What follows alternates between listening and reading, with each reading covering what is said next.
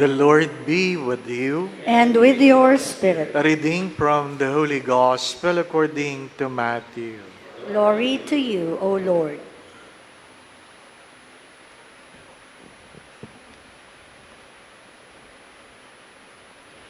Jesus came from Galilee to John at the Jordan to be baptized by him. John tried to prevent him, saying, "I need to be baptized by you, and yet you are coming to me." Jesus said to him in reply, "Allow it now, for thus it is fitting for us to fulfill all righteousness." Then he allowed him. After Jesus was baptized, he came out from the water, and behold, the heavens were opened for him, and he saw the Spirit of God descending like a dove and coming upon him. And a voice came from the heavens saying, "This is my beloved Son, in whom I am well pleased."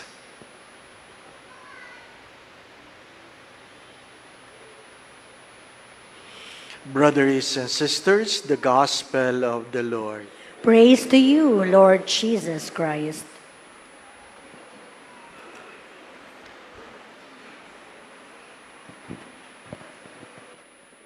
Our Christian life all begin in baptism. Everything begins in baptism. You cannot receive other sacrament unless you are baptized. And the valid baptism is in the name of the Father, and of the Son, and of the Holy Spirit. Why I have to emphasize that?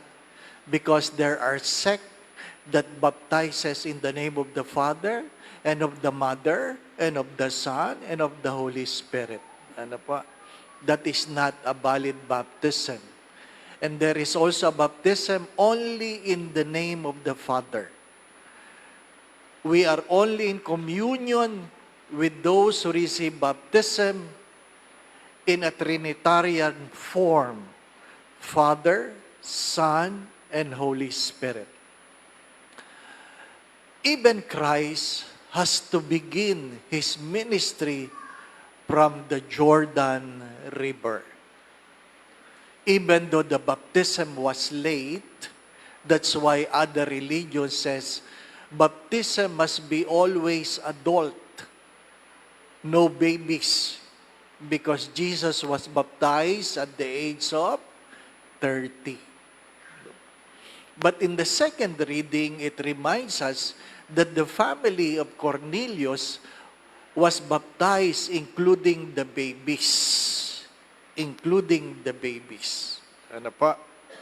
So, the contention that baptism is only for adult is contradicted in the second reading. What is the first reading trying to tell us? Hopefully, that our lives will be molded in a kind of life we are all trying to embrace. What I'm trying to say, there is nothing magical in the baptism. Nothing magical. If you are being baptized, nothing changed in you except the substance within you. But you as a person, you remain as a person. Kaya nga, pag mayroong nagpapapray over, "Father, pagdasal mo naman ako. Kukuha ko ng board exam. Nag-aral ka pa." Di ba? "Oh, Father, bless mo naman itong papel, ballpen, lapis. Nag-aral ka pa." Konti lang, konti. Di pa ba na? Umaasa lahat sa dasal. May mga bagay na hindi nakukuha sa dasal. Ano sabi ko? Ibabad ko man sa holy water yan, di ka papasa. Di ba? Akala nila, magical ang holy water. Maraming, kahapon, may nagpa-bless ng 2 sapatos. Sabi ko, "Ala, para saan yung sapatos? Para po safe kami." Ano ka? Ha? gusto ko sabihin, ibabad ko man sa holy water yan. Kung saan ka magpupunta, di ba? Hindi ka magiging safe. Mamahalin mo pa man din yung sapatos. Di po ba? Ano? Kita mo yung brand, oy, mahal. Di po ba? Ano? Kaya lang, nagpa-bless ng sapatos. Di ba? Wala yung pinagkaiba na nagpapadasal na i-pray over ang lechon. Hari nawa, walang kolesterol. Ano ka? Mabuti kung yan ay habang lumalaki, pinapainom yan ng calciblak, di po ba? Ano? Alam natin, hindi totoo yan. Mga minamahal na mga kapatid, there is nothing magical. There is nothing magical. Because as Saint Thomas of Aquinas have said this, grace builds in nature. Ang biyaya ng Diyos ay nabumukadkad sa ating mga pagkatao. Unless we cooperate with the grace, we will never benefit from it. Unless we cooperate with the grace. Di po ba, ano? Kaya halimbawa, kahit anong inom nyo ng gamot, na hindi nyo naman iniiwasan yung bawal, walang mangyayari. Walang mangyayari. Di po ba? Yung iba talagang antikas ng ulo. Alam ng bawal, kakainin pa rin. Ang katuwiran ay, may gamot naman. Di po ba? No? Mga minamahal na mga kapatid, you need to cooperate. There is nothing magical. Again, paulit-ulit yan. There is nothing magical. But because of your baptism, the window of grace is open to you. Ano po? Sabi nga nung isang nagpunta dito, I want you to hear my confession. Oh, sabi ko, there's a confession. You line up. Sabi, no, I want you. Gusto pa ako. Di pa ba? May I know why? Because I'm not a Catholic. How can I hear your confession if you are not a Catholic? Where did you hear about confession? Sabi niya, I'm listening to you at Starbucks. Okay. Kaya sabi ko, ayusin natin ang sound system natin. May nakikinig sa Starbucks. Di po ba? We do not know how the grace will touch you. But unless you're willing to be baptized, my dear friends, my brothers and sisters, the grace will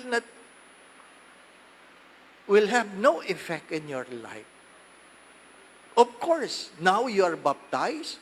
Now you're trying to cooperate with the grace. What will happen after it? Does it spare you from the problems? No. Does it spare you from sickness? No. I just got a news. A friend of mine being operated. Yung doktor ang nag-text, sorry to burden you this Sunday. My tito passed away. Sabi ko pa, ay parang kahapon maayos lang. Di po ba? Ano ibig ko sabihin? Magkakasakit ka pa rin. Mamamatay ka pa rin. Di po ba? Ano? Ang problema lamang, kung hindi ka nabinyagan, ang tanong ay saan ka pupunta? Yun ang malaking tanong. Yun ang mas mahirap na tanong. Di po ba? Ano? Ang mas mahirap na tanong ay, if you don't believe in a God who should welcome you in eternity, then where will you be going? Kung hindi ka binyagan, saan ka pupunta? Kaya sabi ng isang atheist, nakasulat sa kanyang epitaph, I am fully dressed but no place to go. Fully dressed but no place to go. Mga minamahal na mga kapatid, kaya nga, pag tayo po ay binibinyagan, ang buong pangalan ang binabanggit. Pag tayo namatay, ang buong pangalan din ang binabanggit. Kahit nanay mo ang namatay, Hindi mo sasabing, for the soul of mama, but for the soul with the name of your mother. With the name of your mother. My dear friends, my brothers and sisters, we take baptism for granted because it has become a social event rather than a theological experience. Baptism has become a social event for many rather than an experience of faith. Kaya pag tinatanong mo, kumusta ang binyagan? Di masarap ang ulam. Yun lang ang laman ng isip ng mga binibinyagan. Doon sa isang parokya kung saan factory ng bata, linggo-linggo, 7 ang misa mo, may binyag ka pa ng 11:00. Lahat ng amoy, meron. Mayroon pa yung catechism bago. Nako. Tapos, ginagawang hanap buhay ang ninong at ninang. Paramihan ng ninong at ninang para maraming matanggap. Di po ba? Libre. Libre ang binyag. O para mabawasan ng ninong at ninang. Yung sobra sa 2 ninong, may bayad ang ninong at ninang. Si Father naman. Kasi, hindi mo na yan makikita. Hindi mo na makikita yan. At pag yan ay hahabulin na lang yan pag Pasko, tao po, inaanak po ninyo ako. Inaanak kita. Di ba? Dumadating lang yan. Di naman nagpapakita. Di po ba na? Hanap buhay. Hindi nyo naintindihan ang buhay ng pari na paglinggo, 40 ang binibinyagan. Ano po? Kaya yung sekretary ko, susulat yung pangalan para hindi ako magkamali. Wala ho muna nagpapadede. Bakit? Pag lalagyan mo ng cross, ano ng bata? Ay! Yung dede na lagyan mo ng cross. Si Father, sabi na huwag nagpapadede. Di ba? Hindi nyo naintindihan yung buhay na yon. Ano po? Mga minamahal na mga we take for granted our own baptism. Seriously. How many of you knew when you were baptized? Hello? Di ba? At least mayroong isa. O 2. Mayroong iba. Sana kunin na kayo ni Lord. Parang, hindi pa. Di ba? We seldom take our baptism seriously. Because we don't understand that even Christ has to start this ministry from the sacrament of baptism. It is not the water. It is not the water. It is not the place. It is the power of the sacrament. My dear friends, my brothers and sisters, the second point I would like you to keep this in mind. We all know that Jesus is fully human and fully divine. When He is fully human, you understand the emotions that Jesus are having. Kaya nga, ano sabi ni Juan Bautista? Dapat ako magbibinyag. Ano sabi ni Jesus? Sundin natin. May script. Di po ba? Sundin natin. Alam mo kung ano nararamdaman. And the powerful words of the Father, "This is my beloved Son, in whom I am well pleased." That is a very important statement that a God-made man need to understand. This is my beloved Son.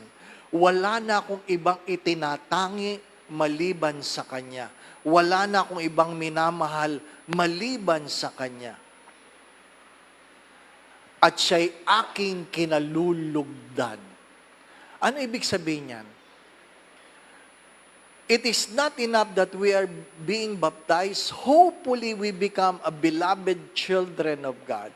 We are among the adopted, that our Father will be pleased in the way we live our lives. Naway ang ating mga buhay maging kalugod-lugod sa Diyos. Maging kalugod-lugod sa Diyos. Kaya ang problema natin mga Katoliko, KBL. Pumapasok lang sa simbahan nung sila'y kinasal, nung sila'y bininyagan, at sila'y ililibing. Yan ang mga KBL. Ano pa? Maraming Katoliko ang KBL. Pumapasok lang pag may binyag, may kasal, may libing. Di po ba, ano? At kadalasan sa kasalan, wala rin sila. Nasa reception. Nasa reception. Mga minamahal na mga kapatid, kamakailan, nagsimula kami, 3:00 ang misa, 3:00. Kakalog-kalog ang simbahan, kakalog-kalog. Ano po? Nung present ko na yung aking kinasal, let us welcome Mr. and Mrs. So-and-so. Tapos pinaharap ko sa tao. Sabi ng babae, ay, bigla silang dumami. Siyempre, ang iniisip nun, reception, di po ba, no? Bigla silang dumami. Kasi talaga tayo, hanggang kain lang tayo. Di po ba, no? Kaya nung minsan, may nagpakulo. Lahat ng atin ng reception, may bayad, $300. 15 lang dumating. Ano po? Sa 150 na guests. Di po ba, na? Kasi, paano tayo magiging kalugod-lugod sa Diyos kung puro tayo kabig? Puro tayo kabig. My dear friends, my brothers and sisters, hindi naman tayo mga bata. Yung iba sa atin, malapit na. Di po ba, na? Malapit na. Tanggapin nyo na yan. Malapit na tayo. Di po ba? Ano po sabi ni San Agustin? The only thing you can keep are the things you have given away. The only things you can keep are the things you have given away. And perhaps my last question is, what have you given up for your faith? What have you given up for your faith? Hello? Who? What have you given up for your faith? Again, everything starts in baptism. The goal is to be beloved and pleasing. Third, whether you like it or not, we have to cooperate with the grace. And fourth, what happened to your Christian life?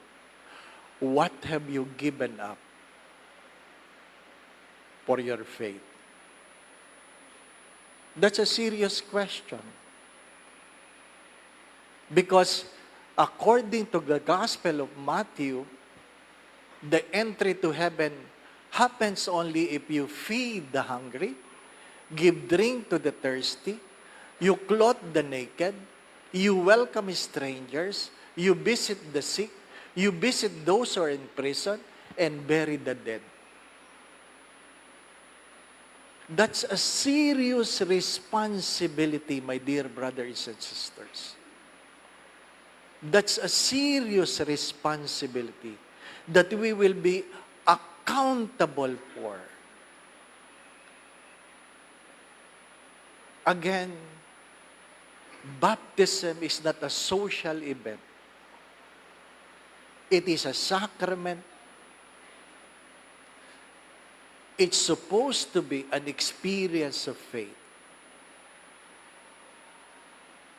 if you examine your life, kahit na lang sa sariling pamilya lang, wala bang nagutom ng dahil sa iyo? Wala bang nauhaw ng dahil sa iyo? Wala bang nagdamit ng gula-gulanit ng dahil sa iyo? Wala bang nangulila ng dahil sa iyo? Dinalaw mo ba ang mga may sakit sa pamilya mo? Kung mayroon ka mang nakulong, dinalaw mo ba?